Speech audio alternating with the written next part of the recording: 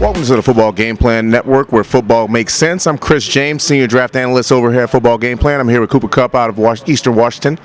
So, how's your time been down here in what is not as cold as Washington, I'm sure, Mobile, Alabama? It's been good. I'm excited about the opportunity to be down here, compete against some of the best in the nation.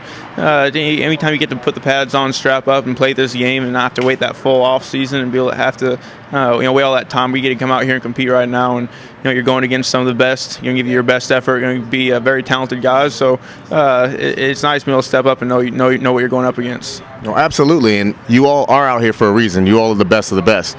And speaking of being the best of the best, there's something about your career. See, I'm a former wide receiver, a little bit older than you. We're not going to say how much, but you are a 4-time All-American. That's amazing. I'm just going to go ahead and get it out there. And if I'm not mistaken, you won Jerry Rice Award, Walter Payton Award. You think there's going to be a Kupp Award? That would be a huge honor. I mean, to have the guys, the FCS awards, to have those guys, Jerry Rice, Walter Payton, two guys that are just iconic in the game of football and legends in their regard. And, it was a huge honor to be even in the running for those things, let alone win them. So, those guys are guys I look up to, have admired for a long time. Absolutely.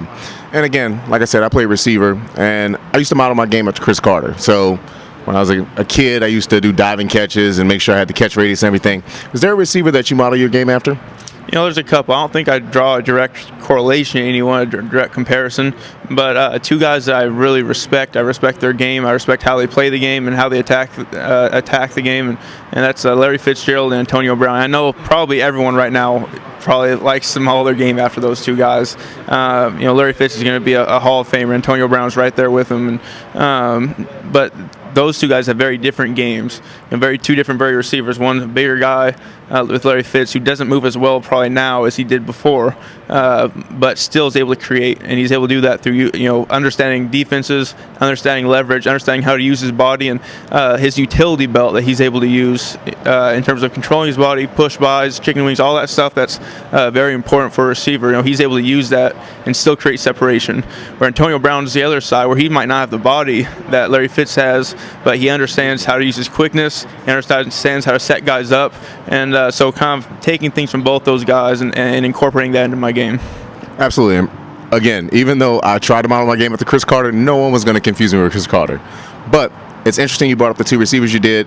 They're two, or thought of as two different receivers. To me personally, receivers are receivers. It's positionless, but you get put in certain positions. And Antonio Brown's built like a slot, even though he does whatever. And Larry Fitz is the traditional X. Is there a position that you're comfortable at, or do you just not care where you're put? You just want to play ball? Yeah, no, I want to play all different positions. I mean, I want to make sure when I'm stepping on the field, I know exactly what's happening all the way across the board. I want to know where the running back's going. I want to know protections. I want to know the entire route concept. And because of that, I like being able to get moved in and out and being versatile in that regard. I think it helps in terms of once teams start trying to game plan against you, it's tough to try to take a guy away when you don't know where he's going to be. If he's going to be that Z receiver, he's going to be flanking you. I'm going to split out to the single receiver side on 3-by-1, or if I'm going to be working the slot, it makes it tough to try to game plan that. So, I feel comfortable in all those positions, and I want to make sure I continue to be able to strive to be great in all of those. Well, it's funny you said versatile, because I saw a few games of yours, and I looked over the stats. You had games where you not only received the ball, you ran it and you threw it. So that just speaks to the type of football player you are, because, again, I'm a person who believes in positionless football. I think a football player is a football player. You can put him wherever he's going to be successful. One thing that I found really interesting, though, was even though you play at the FCS level, which there's great football everywhere, and I try to get people to understand that, but every big game, or FBS game, I should say, you had a big one, including the season opener against Washington State. Did you get more amped up for those FBS or bigger school games?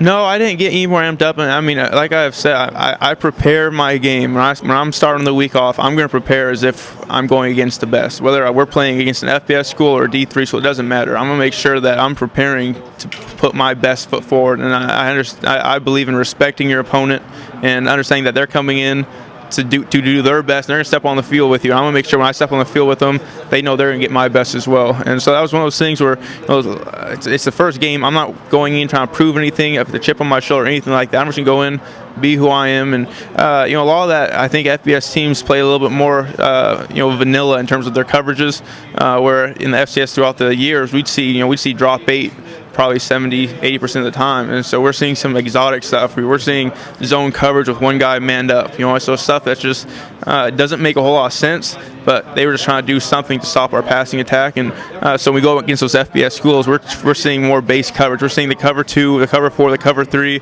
little bit of man cover 1. And when you're able to ID that stuff, for me, when I'm able to ID what the coverage is beforehand, it makes it way easier. Absolutely. So coming in as a freshman, you did a great job. And as a senior, continue the tradition. But is there anything you would tell yourself, both on the field and off the field, if you can go back and talk to your freshman self? Yeah, I think, off the field, I would tell myself, continue to believe that you will reap what you sow. And that's something I've tried to live my life off of. I want to make sure I'm continuing to work and never being comfortable with where I'm at. I have this belief that when I step on the field, I'm the best that's on the field. I also have this belief that I'm never good enough. And so that keeps me moving, keeps me going, and pursuing greatness. And in terms of on the field, just continuing to make sure when I'm catching the ball, I'm going to score every time. That's the plan. You catch the ball, you turn, you understand where your guys are at, you're going to go score. Excellent. And last question. Okay, I'm gonna get myself in a little trouble here. See, I'm by no means a singer, but I enjoy doing karaoke when I'm outside of the game, and it's been something that I've enjoyed for years. Is there anything outside of the game that you enjoy that you'd like to share with the fans?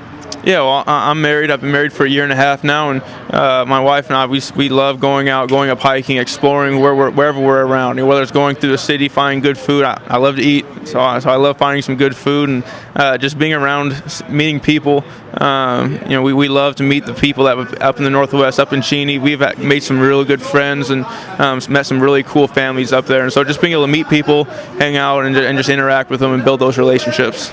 Very cool. That's excellent. And trust me, I love to eat too. I'm from New Orleans, so some good food. Yeah. Well, I'm lucky enough to talk to Kupp from Eastern Washington for the Football Game Plan Network. This is Chris James signing off.